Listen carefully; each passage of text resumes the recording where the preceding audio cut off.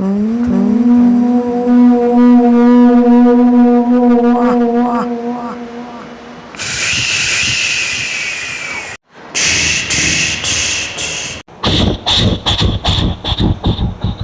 नमस्कार, आदाब, सलाम, सत श्री अकाल दोस्तों। आज के दिन हम वार 2 मूवी की रिव्यू लेकर आए हैं।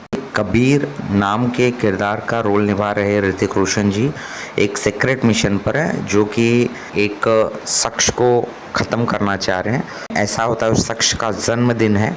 उस शख्स का एक एजेंट दौड़ते हुए दरवाज़ा खोलते हुए आता है कि बॉस, आपको यहाँ से भाग लेने में भलाई है, क्योंकि दुश्मन ने अपना सिपाही और फौज को भेज दिया है आपको मारने के लिए। लेकिन उसका बॉस समझ नहीं पाता वो क्या बोल रहा है, तो बोलता है, बॉस यहाँ से जल्दी से निकलिए, आपकी जान को खतरा है। खाना खाने बैठे बॉस ने एक निवाला खूंखार भेड़िए को दिया होता है खाने के लिए। यह बात वो भेड़िया सुनने के बाद में कबीर का किरदार निभा रहे ऋतिक रोशन की तरफ झपटता है और बहुत ही अच्छी एंट्री दिखाई गई है कबीर की। तो कबीर धीरे धीरे ऊपर आ रहे हैं, अपना चेहरा थोड़ा थोड़ा करके सामने फिर आता है उनका। और होता यूँ है कि खूंखार जो भेड़िया है वो उनकी आंखों में देखकर उसका जो रंग है वो उतर जाता है और वो एक साधारण भेड़िया हो जाता है, जो कि कबीर के साथ में आगे आगे कदम बढ़ाते हुए आता है। यह देखकर जो बॉस है वो दंग रह जाता है कि ऐसा कैसे हो सकता है। फिर बहुत अच्छी म्यूजिक है, बैकग्राउंड म्यूजिक दी गई है। बॉलीवुड ने प्रूव कर दिया है कि हम भी हॉलीवुड के पीछे नहीं है। और जहाँ तक कि कबीर का रोल निभा रहे ऋतिक रोशन जी की बात है, बहुत ही डैशिंग लगे हैं, बहुत ही आकर्षित लगे हैं और उनके ऊपर ये अभिनव सूट करता है। ऐसे ही नहीं कहा जाता कि वो इंटरनेशनल लेवल पे सबसे बेस्ट इंडियन है, जो कि स्मार्ट और बहुत ही डिसेंट दिखते हैं। सुंदरता में सबसे नंबर 1 की किताब उन्हें मिली है। इस किरदार में ऐसे दिखाया गया है कि ऋतिक रोशन फाइटिंग के दरमियान बंदूक का इस्तेमाल करना चाह रहे हैं, लेकिन बॉस बोल रहा है कि हमारे यहाँ बंदूक को इस्तेमाल नहीं किया जाता, ये एक मंदिर है उनके लिए। तो ऋतिक रोशन अपना बंदूक ड्रॉप करते हैं और सामने से तलवारबाजी वाले जो अपोजिशन पार्टी के एजेंट्स हैं वो जब हमला करते हैं तो उनको अपने हाथों से ही, उनके तलवारों से ही उन्हें मार के हराते हैं। और ये मारा मारी बहुत अच्छे तरीके से दिखाई गई है, एक्शन बहुत ही अच्छा दिखाया गया है। और साथ ही साथ लंबे समय तक मारा मारी के चलते जो बॉस है वो भागने की कोशिश करना चाह रहा है, लेकिन फिर होता यूँ है कि ऋतिक रोशन किसी तरह उसे भागने में नाकाम करते हुए उसका मर्डर करने में सक्सेसफुल हो जाते हैं। यह मर्डर सक्सेसफुल होने के बाद में वो सेलिब्रेशन के लिए जाते हैं। सेलिब्रेशन के लिए जब जाते हैं तो वहाँ पर जो एजेंट है, जो उनके टीम की है, वो बोलती है कि आपको नए कॉन्ट्रैक्ट के लिए सिलेक्ट किया जाने वाला है।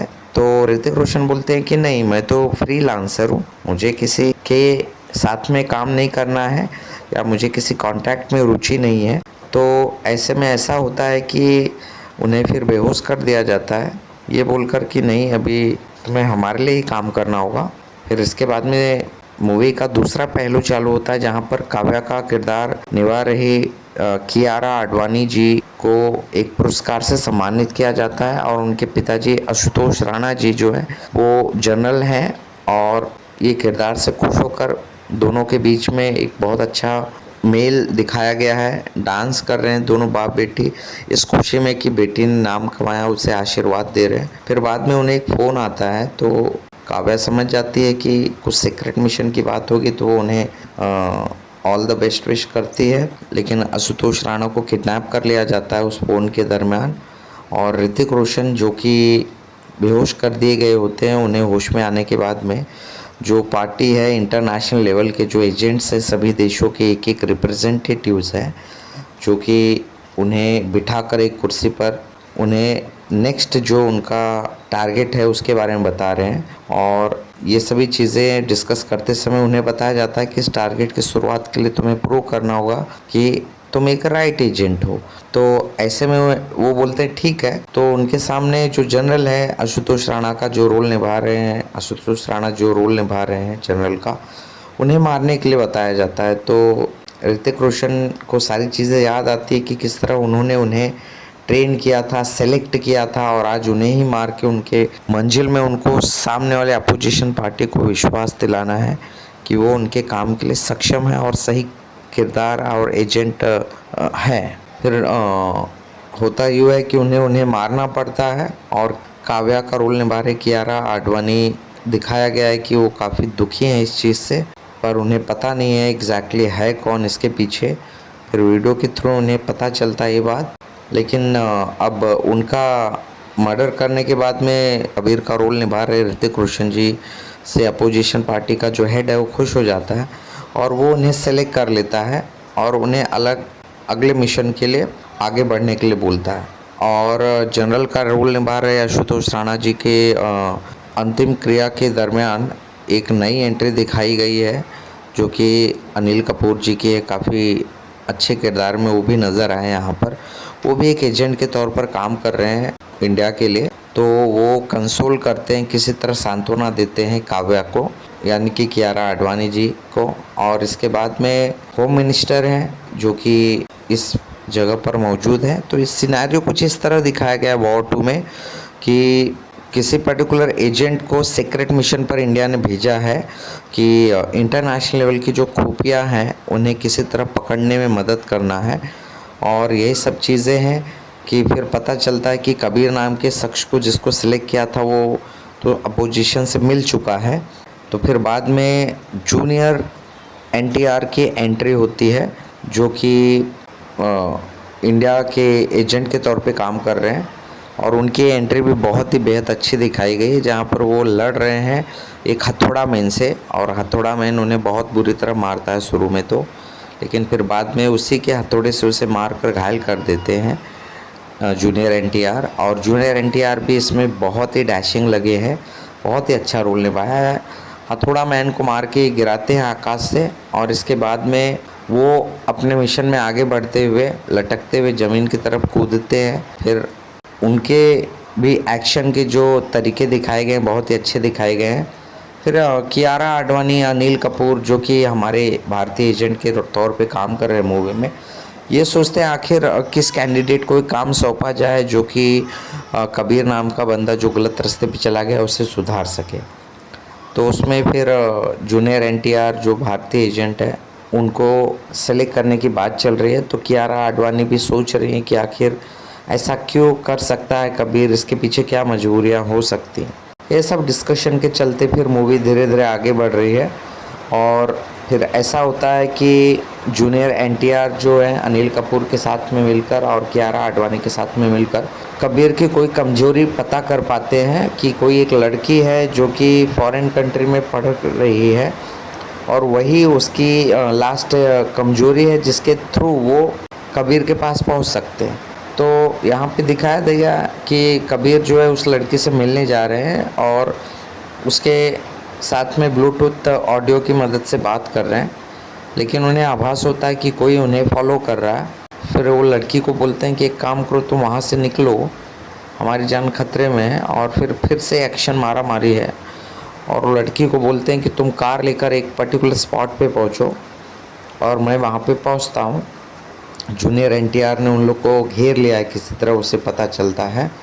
तो बचने के लिए वो आगे बढ़ते हैं तो कियारा आडवाणी जो कि काव्या का रोल निभा रही हैं वो उन्हें रोक लेती हैं टेरेस के ऊपर, एक बहुत बड़ी बेल है वहाँ पर। फिर बाद में काफ़ी अच्छा एक्शन है, कियारा ने भी अपना रोल बहुत ही दमदार निभाया है और कियारा आडवाणी इसमें काफ़ी सुंदर भी लगी हैं और काफ़ी एक्शन में माहिर भी हैं। लेकिन किसी तरह ऋतिक रोशन उनसे बचते हुए वहाँ से भाग लेते हैं और अपनी जो वो लड़की है जिसकी कमजोरी है, जो ऋतिक रोशन कबीर की कमजोरी है, उसके साथ में कार में भागने में वो सफल तो होते हैं, लेकिन फिर जूनियर एनटीआर उनके पीछे पड़ जाते हैं। और फिर मूवी में दिखा है कि बहुत ही मशक्क़त करने के बाद में किसी तरह ऋतिक रोशन जो कि कबीर का किरदार निभा रहे हैं उनसे बच पाते हैं, लेकिन फिर एक पानी के पुल पर उन्हें पकड़ लिया जाता है और फाइनली जूनियर एनटीआर ने उन्हें गन के निशाने पर रखा हुआ है। लेकिन न डरते हुए ऋतिक रोशन जी गाड़ी तेज़ी से चलाकर जंप मारते हैं ब्रिज के ऊपर से और गाड़ी पहुंच पड़ती है ट्रेन के ऊपर। फिर दिखाया गया ट्रेन का बहुत ही अच्छा एक्शन सीन है। पूरी मूवी में जो एक्शन है जो स्टोरी है वो दर्शकों को बांध कर रखती है और दर्शकों की आंखें हिल नहीं पाती वहाँ पर। जब जूनियर एनटीआर देखते हैं कि एक्सीडेंट होने वाला है, ट्रेन के लोग मर जाएंगे, तो जूनियर एनटीआर अपने टारगेट कबीर को छोड़कर लोगों की जान बचाने के चक्कर में ट्रेन को बोगी से अलग कर देते मेन इंजन से, और इसी बीच कबीर भाग लेता है अपनी एजेंट के साथ में। और फिर बाद में अपोजिशन पार्टी का जो बॉस है उनके साथ में मिलकर डिस्कशन आगे बढ़ता है। और ये सब के बीच फिर जूनियर एनटीआर बोलते हैं कि कबीर तुम मुझसे मिल लो, तुमसे बात करनी है। उनसे बात करने के साथ साथ दोनों के साथ में एक बहुत अच्छा सॉन्ग है जहाँ पर ऋतिक रोशन ने कहो ना प्यार है का एक याद दिला दिया कि बहुत अच्छे तरीके से स्टेप्स ले रहे हैं। और फिर इसके बाद में दिखाया गया है कि किस तरह बचपन में वो जूनियर एनटीआर का जो किरदार निभा रहे जूनियर एनटीआर उनके फ्रेंड थे, और वो फ्लैशबैक में जाते हैं, सोचते हैं कि आखिर ये कौन हो सकता है। तो उन्हें वो हिंट कर देता है कि तुम मुझे भूल चुके हो लेकिन मैं तुम्हें नहीं भूला हूँ।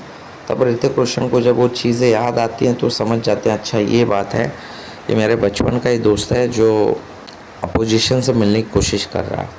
फिर अपोजिशन का जो बॉस है ऋतिक रोशन उससे कन्वर्सेशन कर रहे हैं, लेकिन फिर बाद में किसी तरह ऋतिक रोशन ही उसको मार देते हैं। और ऋतिक रोशन मारने के बाद में उसका क्रेडिट तो जूनियर एनटीआर ले जाते हैं।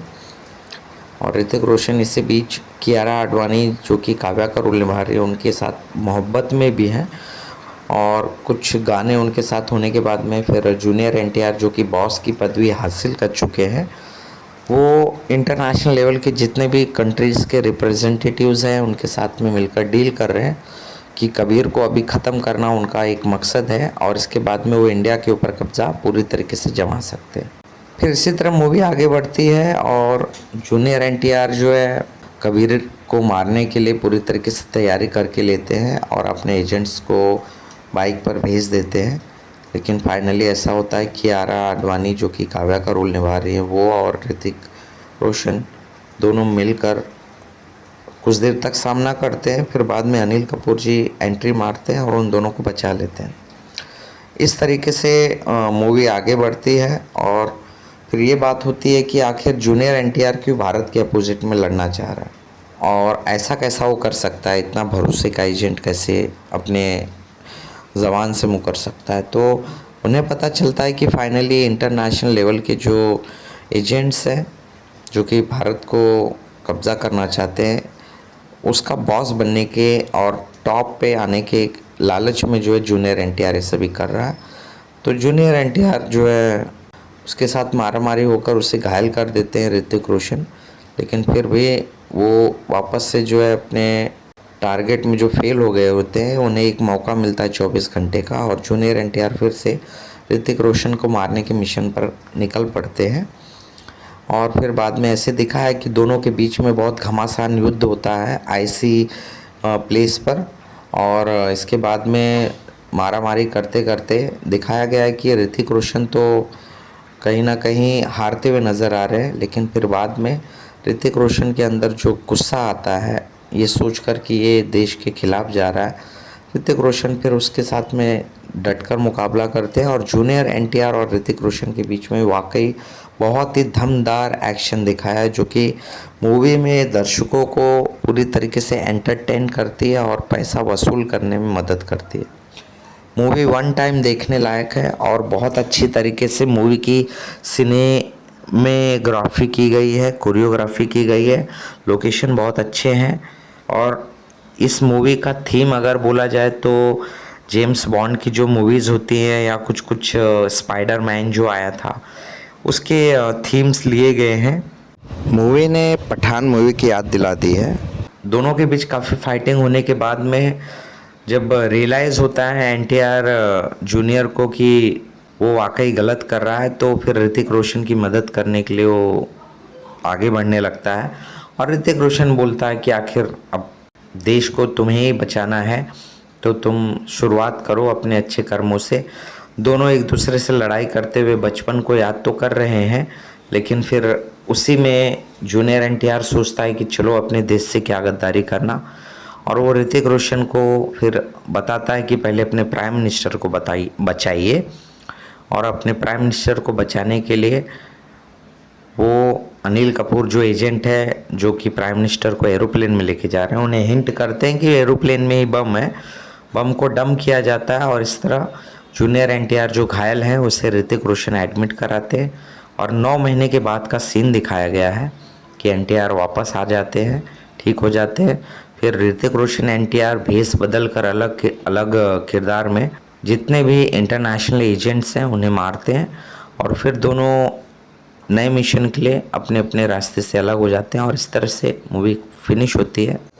ये जो इमेजेस आप देख रहे हैं, ये इमेजेस में ऋतिक रोशन एनटीआर को मारते हुए अपने बचपन को याद कर रहे हैं, और दिखाया जा रहा है किस तरह से बचपन में दोनों ने साथ में शुरू किया था और अभी दोनों आपस में एक दूसरे से लड़ रहे हैं, मगर फिर बाद में इमोशनली दोनों एक दूसरे से अटैच होकर फिर से देश की रक्षा के लिए एक हो जाते हैं। और जो भारत के एजेंट हैं अनिल कपूर के रोल में, उन्होंने फिर प्राइम मिनिस्टर को बचाने के लिए जो बम था उसे एरोप्लेन से डंप करते हैं, और इसके बाद में ऋतिक रोशन और एनटीआर दोनों ने मिलकर जो भी इंटरनेशनल लेवल के एजेंट्स हैं, खुफिया हैं, उन्हें मारने के लिए वो एकजुट हो जा रहे हैं, और उन्हें ख़त्म करने के बाद दोनों का मिशन पूरा होता है और दोनों फिर इसके बाद में दिखाया जाते हैं।